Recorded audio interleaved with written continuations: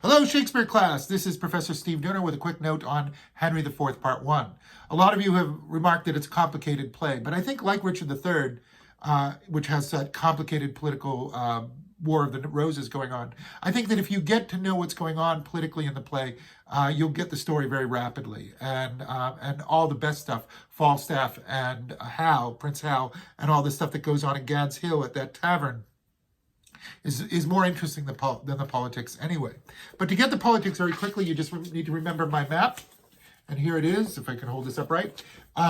This is the map of England, and you might remember that Henry IV, who's also called England, the King of England, has just overthrown the previous king, and he is now a king who has killed the previous king. And so the Scottish, who've been put down for a long time, and the Welsh have decided, well, if he can overthrow the previous king, maybe we can get our freedom back. So the Scottish attack and the Welsh attack. And because of these two rebellions, the whole country's falling apart. Henry IV sends Hotspur to battle Duncan in Scotland, and he wins. He defeats the Scottish and takes a lot of prisoners. And he sends Mortimer over to Wales, and he loses to a guy named Owen Glendower. And so Owen Glendower is a weird character, a strange magician character. And so this map is crucial for understanding what's going on. We've got some good news from Scotland, bad news from the Welsh fight. And in Wales, Mortimer has actually gone native, and he's married a Welsh wife. He's married the daughter of Owen Glendower, and he's defected to the enemy's side. So this is how the play starts. And Henry IV says, gee, I want to be a great king. I wanted to lead England together on a battle in the Crusades and fight for Christ, which is an awful idea to go on crusades to the Middle East. But that was his idea of what a great king did. And now he says, now I'm going to spend all my energy and time putting down this civil war between the Scots and the Welsh. So that's how the play begins. And then he says, but look at my son, Prince Hal. You know, he's hanging around with drunken rogues in a tavern over in Gad's Hill in Cheapside. And meanwhile,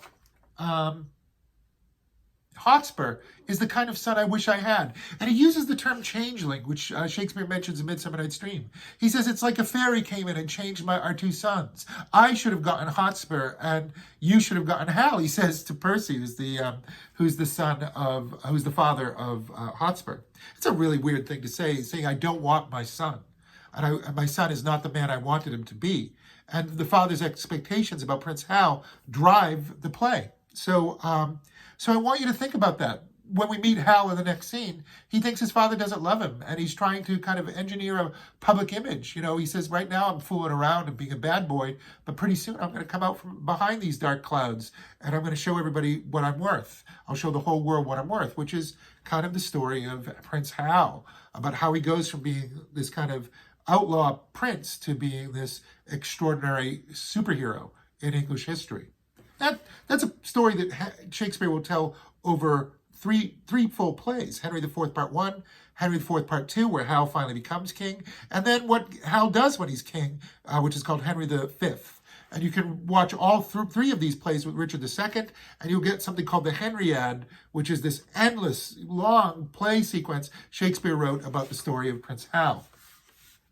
So let's say two things about Hotspur very quickly. His name, Hotspur, suggests he's choleric in his humor, that he's always hot-tempered. And he's also a spur. He's somebody riding on horseback. He's very gallant. And at one point, he's called from Scotland back to the King of England. And Henry IV says, well, why haven't you given me these Scottish prisoners? And you have to remember that the Scottish prisoners represent money. War is always fought over money. And if you don't give me the prisoners, I can't ransom these rich Scottish people back to Scotland and make a lot of money for England. So that's what Henry IV wants. He wants the financial rewards, the spoils of war. And Hotspur says, I don't know what you're talking about. I didn't deny any prisoners. Here's the speech. He says, my liege, I did deny no prisoners. But I remember when the fight was done, when I was dry with rage and extreme toil, breathless and faint, leaning upon my sword, came there a certain lord, neat and trimly dressed. Fresh as a bridegroom, and his chin new reaped, showed like a stubble land at harvest home. He was perfumed like a milliner, and twixt his finger and his thumb he held a pouncet box, which ever and anon he gave his nose, and took away again. who therewith angry, when it next came there, took it in snuff, and still he smiled and talked, and as the soldiers bore dead bodies by, he called them untaught knaves, unmannerly, to bring a slovenly unhandsome corse between the wind and his nobility.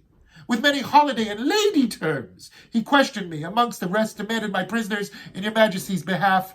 I then, all smarting with my wounds, being cold, to be so pestered with a popinjay, out of my grief and my impatience, answered neglectingly, I know not what. So the point that Hotspur is saying is, I said essentially F you to this foppish and effeminate man who you sent to get the Scottish prisoners. And I said F you because he was insulting my soldiers who had just gone through a battle. And so I didn't deny the prisoners. That messenger was a terrible messenger, is Hotspur's defense. And then Henry IV says, okay, that's fine, now give me the prisoners.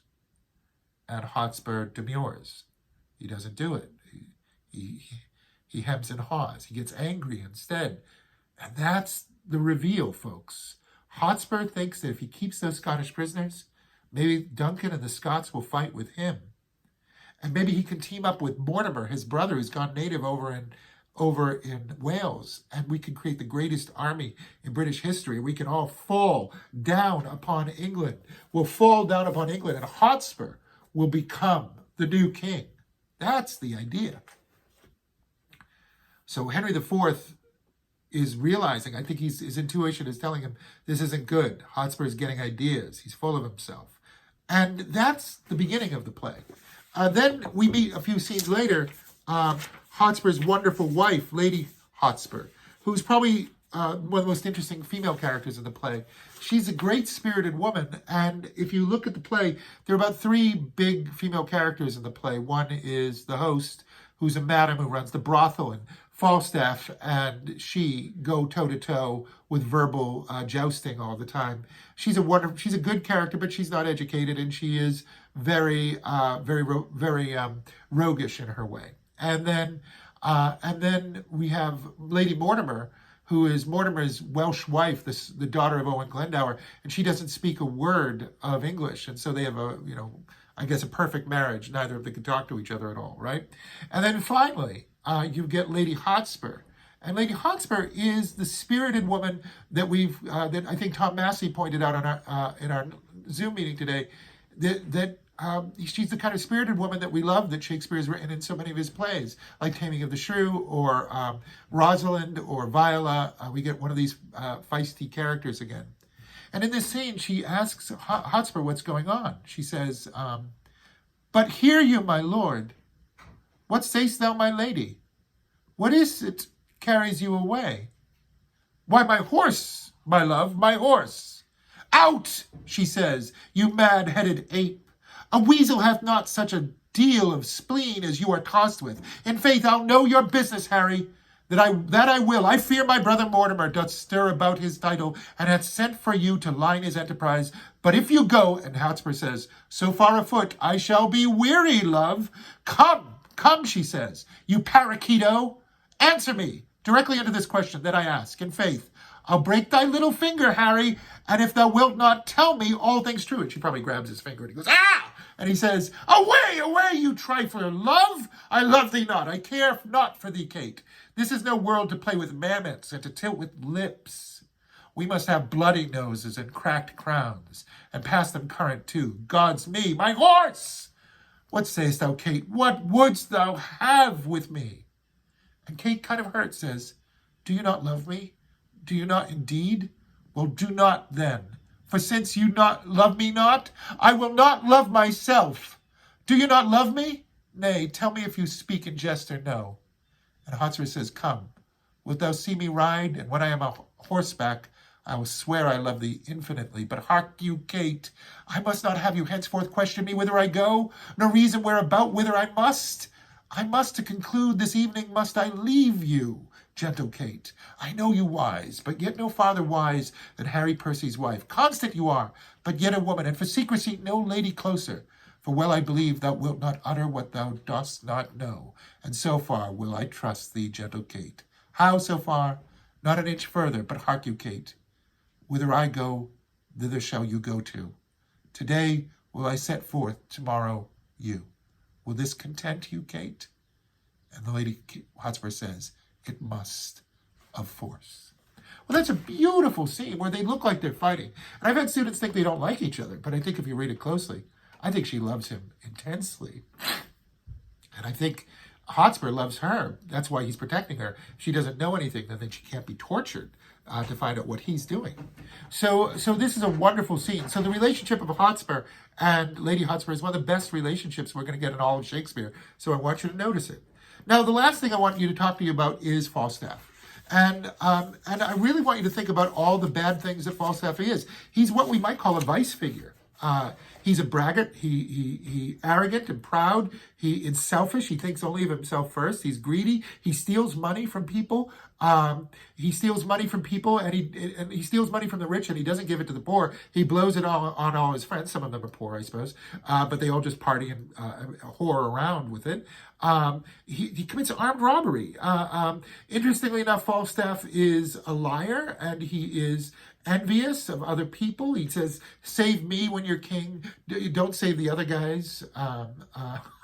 To hell. Save me. I'm worth it. There's something good about me. He's angry and petulant sometimes. He gets peaks of rage. He is gluttony. He's the symbol of gluttony. He's enormously heavy. And he is also slothful, lazy. He sleeps to 3 o'clock in the afternoon. He engages with prostitutes all the time. And so there you go. Lust, that's all the 7 deadly sins in one man. He's also a character from Roman theater called the Miles Gloriosus, which is the braggart soldier, the Capitano, who says a lot of stuff about a lot of battles, but he never was in. He's always lying. He's always lying about all the great deeds he's done. He's really a coward. And so this is a very interesting thing. If you look at what he does in the play, he commits armed robbery, he embezzles money from the government. At one point, he gets commissioned to draft rich people to fight in the war against the Scots and Welsh. And instead, he goes to the doors of the rich people and says, if you give me a payoff, I'll get some homeless guy or a beggar to go in your place. And he does that. He takes payoffs, embezzles money. And he even desecrates a dead body. He stabs the dead body of Hotspur. These are pretty bad things. And he says honor isn't worth a bit. It only gets you killed. All these young men, he notices, go off and fight for honor. And Falstaff says honor is a word. It's full of air, hot air, you could say. And he says that word honor, who has it? People who are dead. They have it. But the living, they never have honor. Everybody always backbites them. But only dead people have honor. So he says, I'll have none of it. So is he a dishonorable man?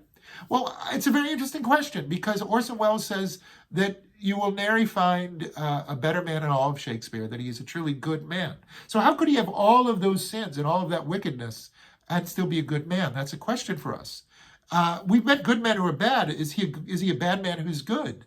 And if you're going to hang around a keg, would you like Falstaff to be pouring you a beer? That's the question. I mean, who is Falstaff with his crazy, wild stories?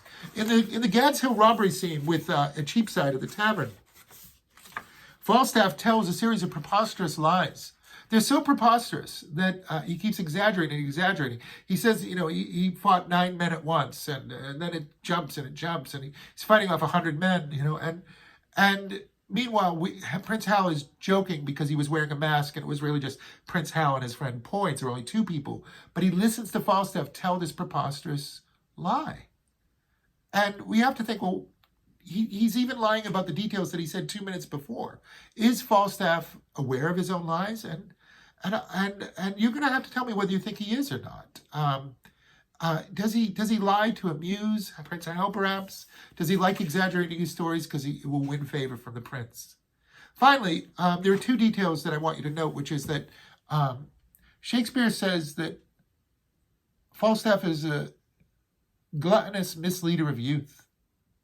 And that's an interesting thing to call Falstaff.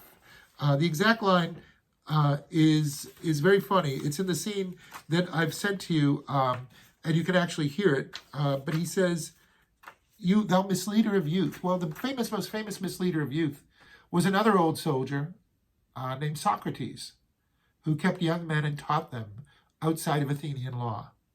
And I want you to wonder if perhaps Shakespeare is saying that despite all of his flaws, his drinking, Socrates drank, and his sleeping around. Socrates had a wife, but he slept with young Greek men all the time.